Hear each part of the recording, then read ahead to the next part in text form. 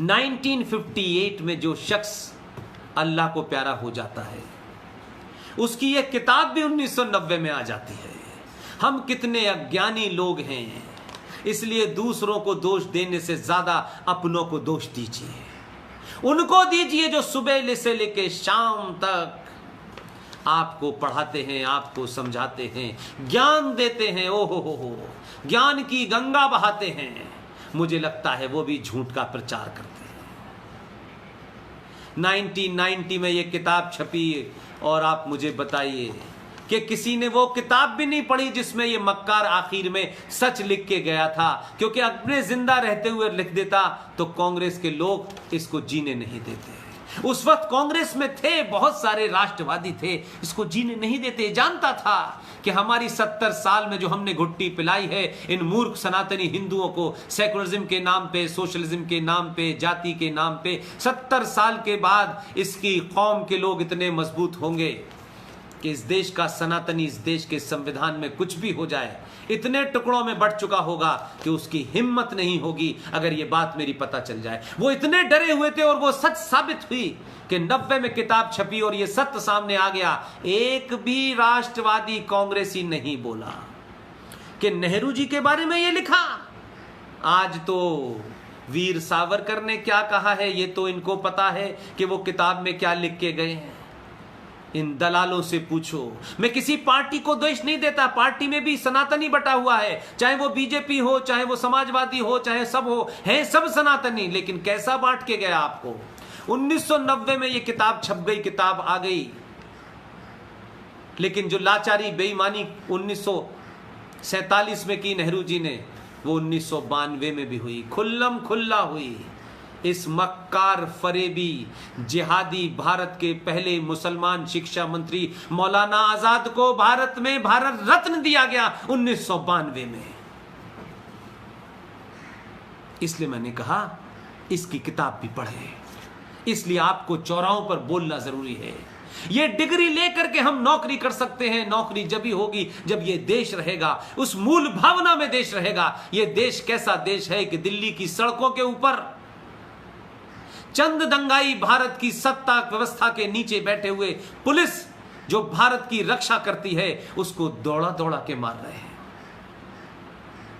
ये जाहिल हैं, ये मासूम हैं। इस तरीके के स्लोगन लगा लगा करके आप उन जिहादियों के ऊपर एक चांदी का बरख लगा रहे हो, उन्हें और मक्कार बना रहे हो, उन्हें और ताकत दे रहे हो। मुरादाबाद में वो जाहिल औरतें पूरे पूरे पत्थर उठा करके हमारे हिंदुस्तान के पुलिस वालों पे, क्योंकि उनको मालूम है कि ये पुलिस वाले 99% हिंदू हैं, वो पुलिस के ऊपर नहीं पत्थर मार रहे, वो उस हिंदू के ऊपर पत्थर मार रहे हैं जो वर्दी पहन करके इस देश को बचा रहा है। इसलिए ये चीजें अब सामने आई हैं।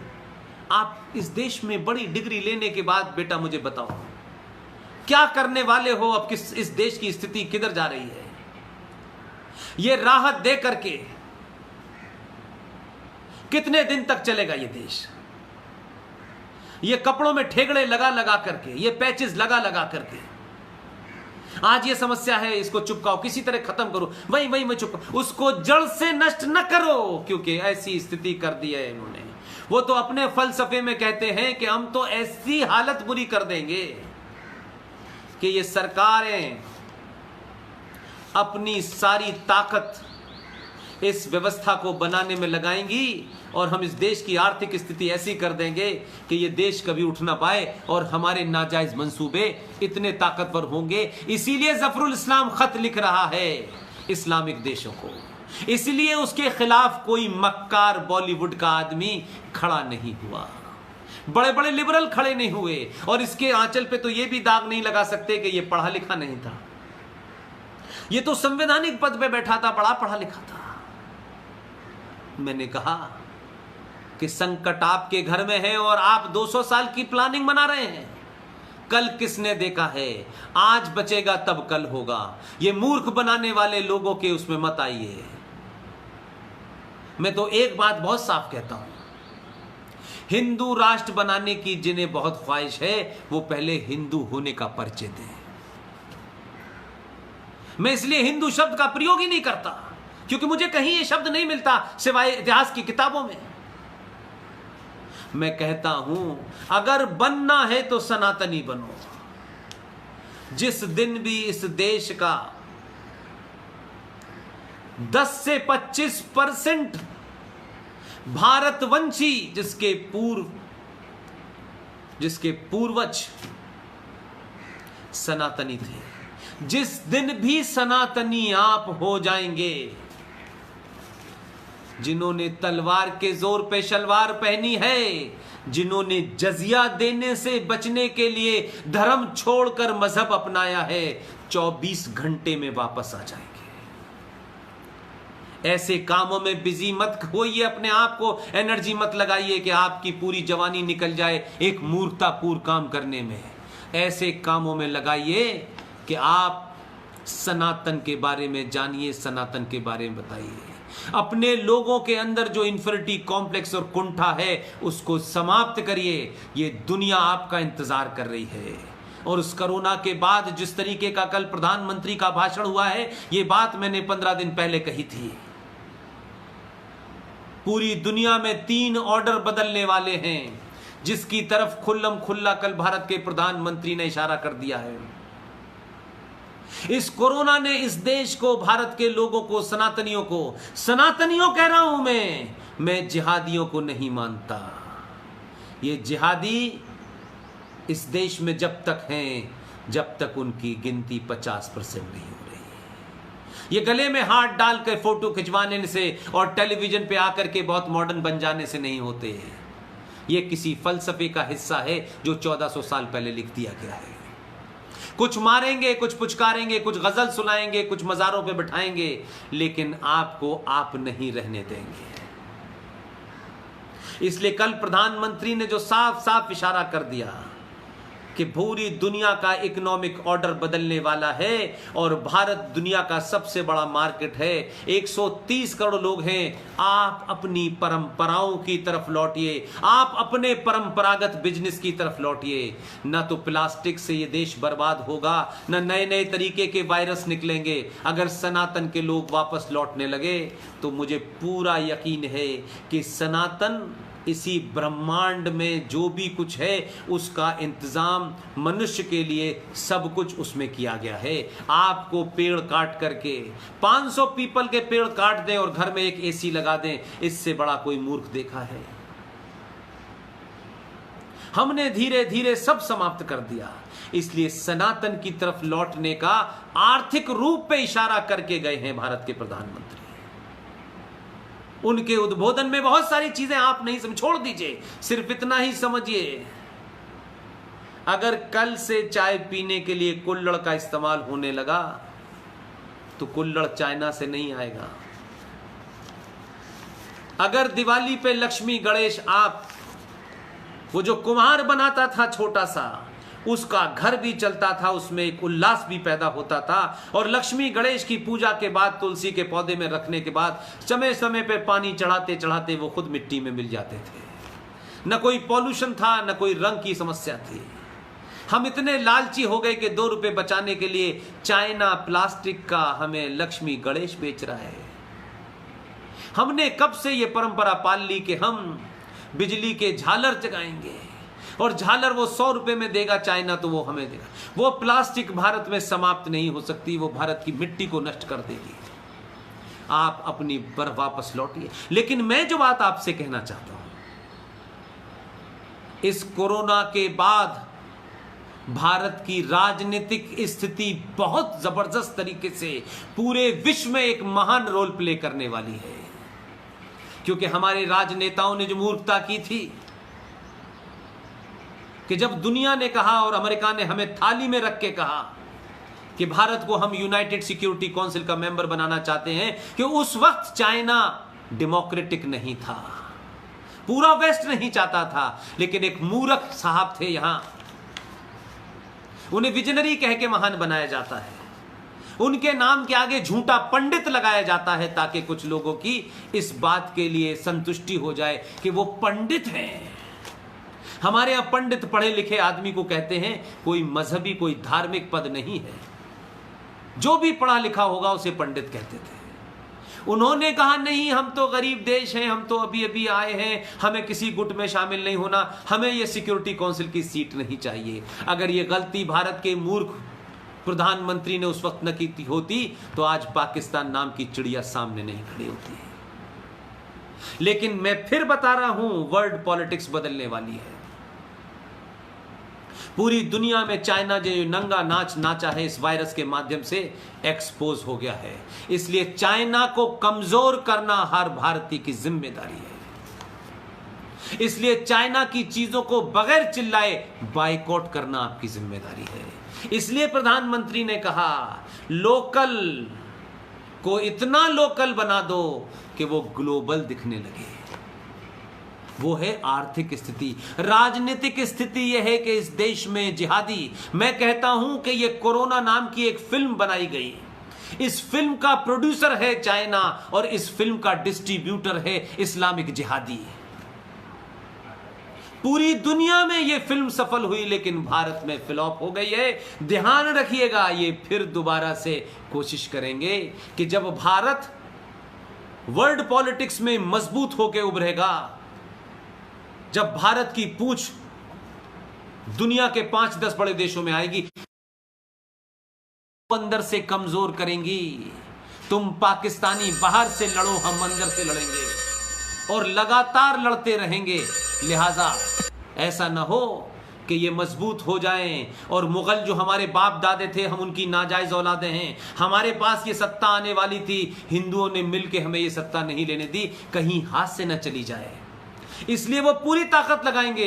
इसलिए एक एक सनातनी को कंफ्यूजन पैदा नहीं करना है। अपने घर की रक्षा करनी है, अपने पड़ोस की रक्षा करनी है, अपने मोहल्ले की रक्षा करनी है। इस देश को तोड़ने वाले गद्दार आपके साथ बैठेंगे, आपके घर में बैठेंगे और आपके बच्चे को एक ऐसी परपाटी पढ़ा के चले जाएंगे कि आपको लगेगा कि कब आपके बच्चे के जहन में वो जहर घोल गए। इसलिए इनसे आपको चौकन्ना रहना है। मेरी और आपकी जिम्मेदारी है कि जो तीसरा बदलाव होना है वो है सोसाइटी का। ये कोरोना भारत के इतिहास में नहीं, विश्व के इतिहास में एक बहुत बड़े बदलाव लेके आई है। मैंने 15 दिन पहले जो अपना भाषण बनारस के कुछ बच्चे जो ABVP के थे मैंने तब भी दिया था। तब भी मैंने यही बात कही थी 20-25 दिन पहले। इस वक्त सनातनी किसी कंफ्यूजन में पड़ा तो दुनिया दोबारा चांस नहीं देगी, ये प्रकृति आपको चांस नहीं देगा। ये गंगा जमुना तहजीब, ये भाई भाई सारे धर्म बराबर हैं, भाईचारा अब नहीं भाई, अब ये सनातनियों की है। जो सनातन में विश्वास रखता है वही भारतीय है, जो नहीं रखता है वो नहीं है। वो अपना हो पराया हो हमको कोई मतलब नहीं। लिहाजा उस किताब को जरूर पढ़ें, उस मक्कार को जरूर पढ़ें कि उसको भारत रत्न देना पड़ा। इसी तरीके से एक किताब है at home in India, the reinstatement of Indian मुस्लिम।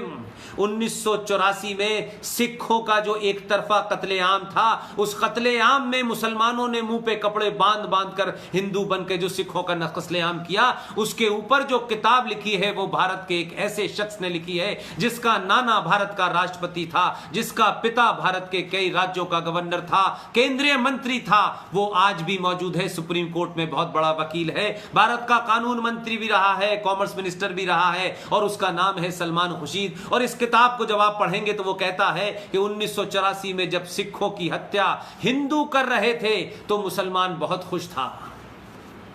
और वो इसलिए खुश था कि ये वही सिख और हिंदू थे जिन्होंने 1947 में मुसलमानों को मिलके मारा था। ऐसी मक्कार और शैतानी सोच रखने वाला आदमी आजाद भारत में भारत का लॉ मिनिस्टर बन जाता है, हम कुछ नहीं कर पाते। इस किताब को पढ़िएगा।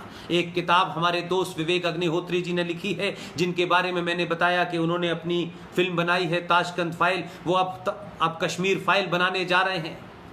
सबसे मदद ले रहे हैं, रोज़ अच्छे अच्छे लोगों से बात कराते हैं, रोज़ मेरे टच में रहते हैं। मैं बार बार कहता हूं मैं क्या कर सकता हूं, मैंने कहा मैं बहुत छोटा सा आदमी हूं, 25 साल की पत्रकारिता के बाद इस्तीफा दे करके अब मैं कुछ कर रहा हूं, मैं आपके बारे में जितना हो सकता है लोगों को बताऊंगा। उनकी एक बेहतरीन किताब है, उस किताब का जिक्र इसलिए करना चाहता हूं, ये किताब कॉलेज और उस यूनिवर्सिटीज़ में ज़रूर पढ़ाई जानी चाहिए। जहाँ जहाँ ये किताब पहुँचेगी वहाँ ये अर्बन नक्सल नाम के लोग जो हैं नहीं पहुँचेंगे, जिन्हें मैं अर्बन टेररिस्ट कहता हूं, अर्बन नक्सल टेररिस्ट कहता हूं। उस अर्बन नक्सल किताब को लिखा है विवेक अग्निहोत्री ने, उसे भी पढ़िएगा। एक दूसरी किताब है बोस और Gandhi, who got India her freedom. ये किताब मेजर जनरल जीडी बख्शी ने लिखी है। एक 80 साल के बुजुर्ग को जब आप टेलीविजन पे देखते हैं, वो सनातन के लिए लड़ता है, इस देश की सिक्योरिटी के लिए लड़ता है, इस देश में जिहादियों के खिलाफ बोलता है, इस्लामिक आतंकवाद के खिलाफ बोलता है, कश्मीर में जिहाद हो रहा है उसके खिलाफ बोलता है, उसको भी बड़ी थ्रेट और गाली आती हैं। इससे मत डरिए, इससे मत डरिए, ये उनकी लिखी हुई किताब है, इस किताब को पढ़ लीजिएगा। और एक किताब है जिसका जिक्र एक अमेरिकन साइंटिस्ट ने किया है, उस किताब का नाम है the clash of civilization and the remaking of the world order. ये आज जो मैं बात आपसे कह रहा हूं ये वही है। ये मजहब की लड़ाई नहीं है, ये दो मजहबों पे है ही नहीं। हम मजहब नहीं है भाई, हम मजहब नहीं है, हमारी तुम्हारी कोई तुलना नहीं हो सकती। हाँ, ये संस्कृति, ये सभ्यताओं की लड़ाई जरूर है। The clash of civilization and the remaking of world order। ये अमेरिकन साइंटिस्ट हैं सैमुअल पी हंटिंगन। इस किताब को इसलिए पढ़िए, ये काफी समय पहले लिखी गई है, तब पता नहीं था कि कोरोना आएगा। रीमेकिंग ऑफ वर्ल्ड ऑर्डर शुरू हो गया है, इसमें आपको बड़ी भूमिका निभानी है। इसलिए इसके अलावा भी एक और किताब लिखी है, ये किताब बहुत खूबसूरत है, your prime minister is dead by अनुजधर, our moon has blood clots by Rahul Pandita, India from Karjan to Nehru and after by Durga Das. Durga Das की जो थे वो भारत के एक बड़े अखबार के एग्जीक्यूटिव एडिटर थे, प्रेस क्लब ऑफ इंडिया के फाउंडर प्रेसिडेंट थे। माई फ्रोजन टर्बुलेंस इन कश्मीर, ये जगमोहन जी हैं। अगर भारत की धरती पर कश्मीर समस्या की एक एक बात कोई जानता है, अगर कोई है वो आदमी, मुझे फक्र है इस बात का कि मेरी हजारों उनसे मीटिंगें हुई, हजारों बार मैं उनसे मिला, हजारों तथ्य जानने को मिले। और मुझे इस बात की भी खुशी है कि उनकी जो किताब जो आई उसका 12वां लेटेस्ट एडिशन आया। जब मैं उस किताब को लेके उनके पास पहुंचा, वो 92 साल की उम्र के हैं, पाकिस्तान में पैदा हुए थे, अब रह रहे हैं, तबीयत बहुत बेहतर नहीं रहती, अभी भी जीवित हैं। वो बड़े खुश हुए और उन्होंने उस किताब के ऊपर अपने साइन किए। वो किताब मेरे पास है, उस किताब को आप पढ़ लें तो कश्मीर की समस्या की बारीकियां आपको समझ आ जाएंगी, जो कोई बताता नहीं है। किताब का नाम है my frozen turbulence in Jammu and Kashmir. एक किताब है जो अमेरिका में बैठ करके बहुत बड़ा काम कर रहे हैं, उनका नाम है राजीव मल्होत्रा, और उस किताब का नाम है ब्रेकिंग इंडिया। और एक किताब और है जिसको लिखने वाले जीवित हैं, जिसका जिक्र मैंने कई बार अपने भाषणों में किया है। उस किताब का नाम है one life is not enough. आप तो राजस्थान के हैं, वो भी आपकी राजस्थान की धरती का बहुत बड़ा बहादुर लीडर है। मैं निजी तौर पे उनकी बड़ी इज्जत करता हूँ, मैं निजी तौर पे उनसे मेरी अच्छी बातचीत है। उनका नाम है कुंवर नटवर सिंह, उन्हीं ने किताब लिखी है। उसका पेज नंबर 42 और 142 जरूर पढ़िएगा, बहुत तथ्य आपको मिलेंगे। और ये जो सड़क पे घूमते हुए लोग हैं जो आपको कॉर्नर करना चाहते हैं, इस किताब के तर्कों से आप उनको बेजुबान कर सकते हैं। इसीलिए एक और किताब है कश्मीर के ऊपर लिखी गई है 1947 में, revival version of history by Prem Shankar Jha. इस किताब में बहुत खूबसूरत खूबसूरत चीज़ें हैं, आप पढ़ेंगे तो आपको मज़ा आएगा। और एक किताब और बताता हूँ, ये विदेशी ने लिखी है किताब बहुत महत्वपूर्ण है। किताब का नाम है keeping the jewel in the crown. The British betrayal to India, Walter Reid की किताब है। इस किताब को पढ़ने से भारत विभाजन के लिए लॉर्ड रेडक्लिफ जो आए थे, उन्होंने अपनी बारे में बताया है कैसे हिंदुस्तान के अंदर नेहरू जी ने कहा कि आप इस काम को जल्दी से 1 महीने में कर दीजिए, जबकि उन्होंने कहा यह काम 3 साल से पहले नहीं होता। भारत विभाजन का काम उन्हें सौंपा गया था, वो यहां से 12 अगस्त को चले गए। उन्होंने कहा कि इतिहास मुझे माफ नहीं करेगा, इस काम को कम से कम 3 साल चाहिए थे, लेकिन भारत में सत्ता के दलालों को चाहिए था कि जल्दी से भारत का विभाजन की रूपरेखा खिंच जाए। और सच बात यह है कि 15 अगस्त को जब आप दिल्ली के अंदर झंडा फहरा रहे थे, उस वक्त भारत के बॉर्डर का पता नहीं था। मेरी सिर्फ विनती इतनी है, मैं लता की टीम को, उनके परिवार को, माता पिता को, उनके भाइयों को, बहनों को, जिन्होंने लता को एक बहादुर लड़की बनाया, उनका आशीर्वाद लता को और ताकत देगा। मैं सबसे बात कहूंगा, यह बात न इतिहास से संबंधित है, न किसी साहित्य से संबंधित है। अपने मां के जिसने पैर छुए, अपने पिता का जिसने सम्मान किया, उन्हीं को दुनिया सम्मान देती है। मां अगर आपके जीवित है और आप उसके पैर छूते हैं, अपना माथा उसके पैरों से लगाते हैं, तो आप पुष्पिन बन सकते हैं। वो इतनी एनर्जी और इतनी ताकत देगी कि किसी से डरोगे नहीं। उस ताकत को पहचानो। पैसा कमा करके अमेरिका भाग जाने से अपनी मां और अपने पिता को वृद्ध आश्रम में सबसे ज्यादा हिंदू सनातन परिवार भेज रहा है। ये कैसा आपने नियम बनाया है, ये कौन सा आधुनिक विकास आपने किया है कि जिस मां ने आपको 9 महीने पेट में रखकर आपको जन्म दिया, आपको पाला, आपको बड़ा किया, उस मां को आप किसी वृद्धाश्रम में छोड़ करके सो कैसे लेते हैं? नींद कैसे आ जाती है आपको? आपका जमीन आपको नहीं कछोड़ता? आप चंद डॉलर भेज देते हैं, आपके डॉलर के लिए आपकी मां ने आपको पैदा नहीं किया था। विश्व में जहां भी खड़े होंगे, दुनिया का अगर कोई सत्य है, अगर सत्य है, उसके अलावा सब विश्वास है। सत्य सिर्फ एक है, मां। और ये इसलिए सत्य है, मां है तो मां ही सच्चाई है। इससे बड़ा सच कोई हो ही नहीं सकता। दुनिया इधर से उधर हो जाए, आप ये नहीं कह सकते कि ये जो मेरी मां है, इसी ने आपको जन्म दिया है। दुनिया में अगर कोई विश्वास नाम की चीज है, जिसे हम कहें विश्वास है, और एक शब्द में उसे प्रकट करें, तो सच्चाई के नाम पे अगर सबसे बड़ा सच है तो उसका नाम है मां। और विश्वास के नाम पे अगर सबसे बड़ा कोई विश्वास है, उससे बड़ा विश्वास दुनिया में नहीं हो सकता। उसके लिए कोई एफिडेविट नहीं बना सकता, उसके लिए कोई प्रमाण पैदा नहीं कर सकता।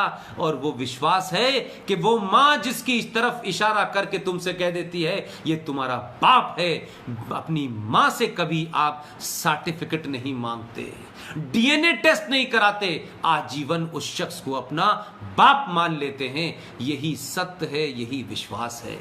जो सत्य है, उस सत्य को वृद्ध आश्रम न पहुंचाओ। तुम कोई तरह की दुनिया की बड़ी से बड़ा पद बिना मां बाप की आशीर्वाद के नहीं प्राप्त कर सकते। मैं जो कुछ हूं, अपनी मां के कारण हूं। बहुत वृद्ध हैं, ये उन्हीं का प्रताप है।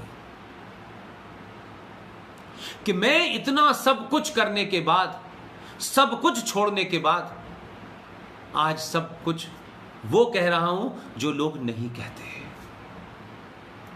मेरे अंदर डर नाम का कोई जरा सा भी, दूर दूर तक भी कोई एलिमेंट नहीं है।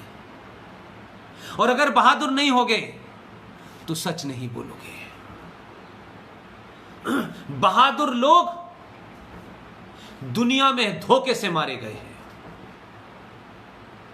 हमेशा ध्यान रखिएगा। और उन्हें किसी ने सामने से नहीं मारा, उन्हें या तो अपनों ने जहर दिया या अपनों ने मिलकर सौदा कर लिया। बहादुर कभी भी दुश्मन से नहीं हारा, अपनों से हारा है। अपनों से डर है आपको अपने मारेंगे।